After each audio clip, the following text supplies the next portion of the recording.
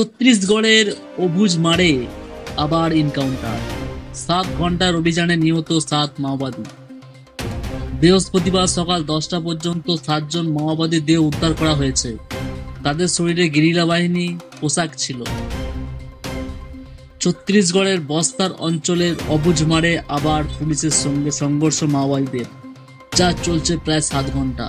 বৃহস্পতিবার এনকাউন্টারে নিহত হয়েছে 7 জন মাওবাদী। বৃহস্পতিবার সকালে রাজ্যের মুখ্যমন্ত্রী বিষ্ণু দেহ সাই সাংবাদিক বৈঠক করে অবুঝ মারে পুলিশ এবং মাওবাদীদের সংঘর্ষের এই খবর জানিয়েছে। পুলিশের তরফে সকাল 10টায় জানানো হয়েছে তখনও এনকাউন্টার চলছে। পুলিশ সূত্রে খবর, গোয়েন্দাদের থেকে জানা গিয়েছিল অবুঝ মারের জঙ্গলে মাওবাদীরা লুকিয়ে রয়েছেন। আর তারপরেই বৃহস্পতিবার ভোরে ওই জঙ্গলে অভিযানে নেমেছিল district reserve guard, special task force, central reserve police force. Bastar police বিবৃতি দিয়ে জানিয়েছেন, ভোর 3টে থেকে শুরু হয়েছে এনকাউন্টার। বৃহস্পতিবার সকাল 10টা পর্যন্ত 7 জন মাওবাদীর দেহ উদ্ধার করা হয়েছে।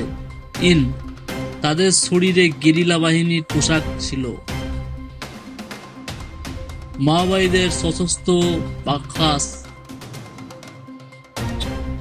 মাওবাদীদের সশস্ত্র শাখা হলো এই গেরিলা বাহিনী। মুখ্যমন্ত্রী বিষ্ণু জানিয়েছেন, বিজেপি রাজ্যে 1 বছর হলো ক্ষমতায় এসেছে, যা ভালো কাজ সব এই সময়ই হয়েছে। চলতি বছরে অবুঝ মারে মাওবাদীদের ধরতে বেশ কয়েকটি অভিযান করছে বাহিনী। এই মার বাঁচাও অভিযান এ নিহত হয়েছেন প্রায় 100 জন মাওবাদী। গত অক্টোবরে একটি অভিযানে দক্ষিণ অবুঝ মারে 31 জন মাওবাদী নিহত হয়েছেন। ঘটনাস্থল থেকে প্রচুর অস্ত্রশস্ত্র উদ্ধার করা হয়েছে।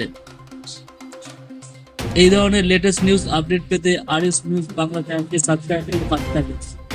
ভিডিওটি দেখার জন্য আপনাকে অসংখ্য ধন্যবাদ।